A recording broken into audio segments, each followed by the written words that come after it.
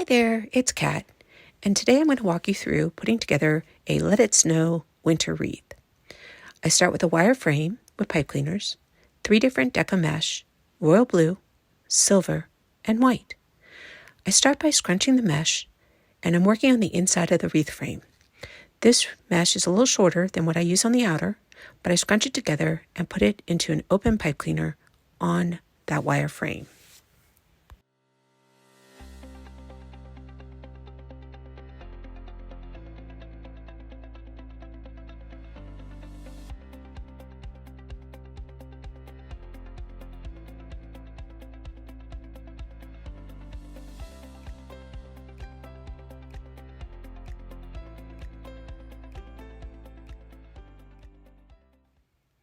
So now we're moving in onto the outside of the wireframe pipe cleaners. So I am using the same process, alternating between the royal blue, the silver, and the white Deco Mesh.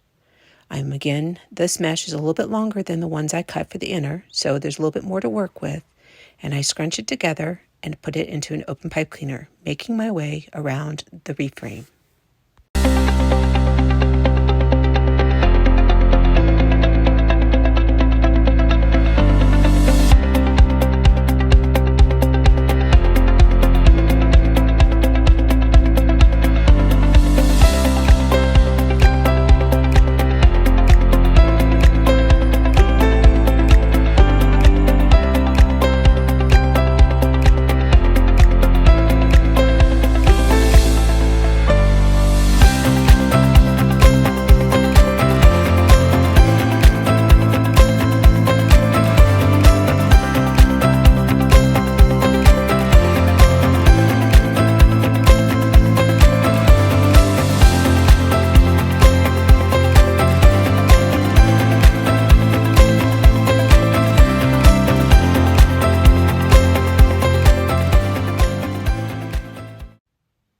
Now it's time for ribbon.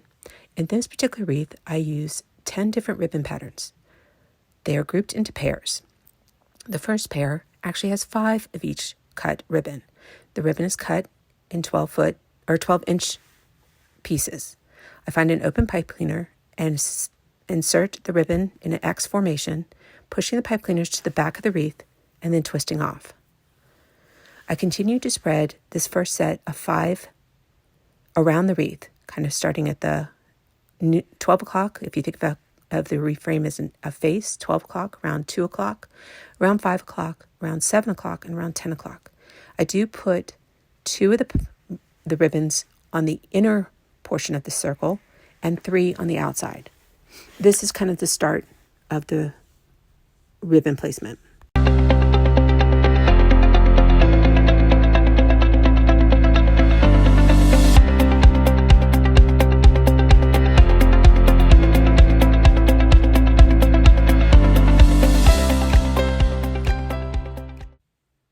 Now we'll move on to the other patterns.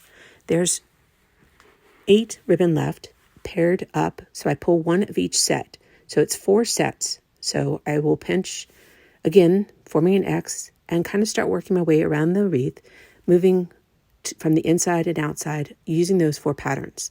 Once those 4 are on, I'll then grab the next set of 4. So this way I'm using all the ribbon, and I'm getting them spread out around the wreath evenly.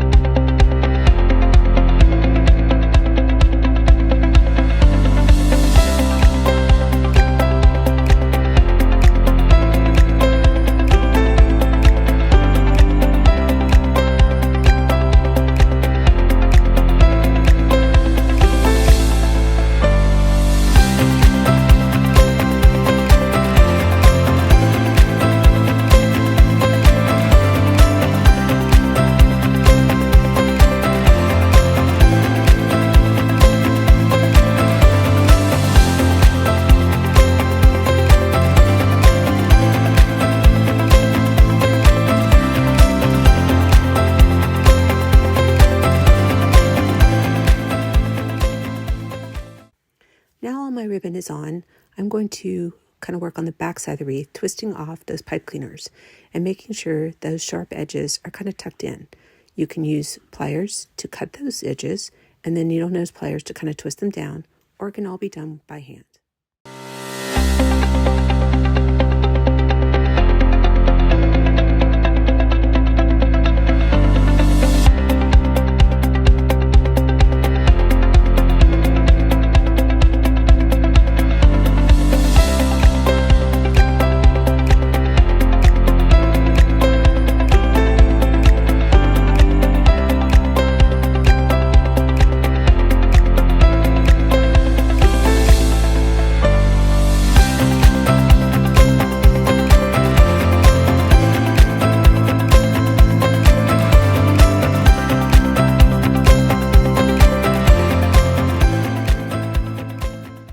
Now it is time to add the sign. I have drilled holes on the side of the sled and run fishing line through that. I then position my sign where I want it on my wreath form, and then I will work that fishing line to the back side of the wreath frame to help secure it to my frame and keep it in place. I do try and pull as much of the material, both ribbon and mesh, out from behind the sign so it sits into the wreath frame or into the wreath. You may choose to have yours be sitting on top more. I find that kind of working into the wreath frame helps keep it in place and keeps it from slipping, because even though you're using fishing line, the knots can still slip.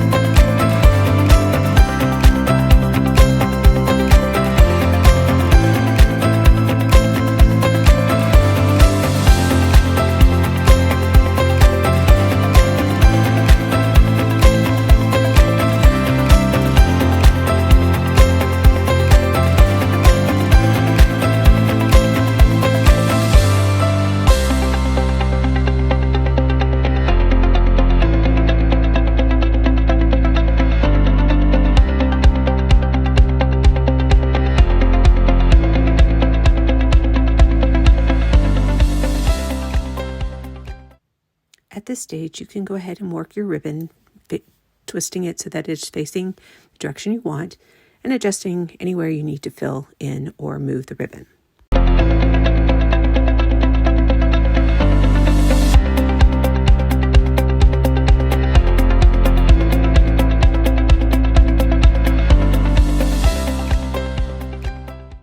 I like to add a wire hook so that I can hang it on a simple hook rather than a wreath hanger. You can skip this step, but all I do is take about a 6-inch piece of wire and I twist it, forming a loop, making sure that I tuck in the ends so it does not scratch the surface of which it's hung on.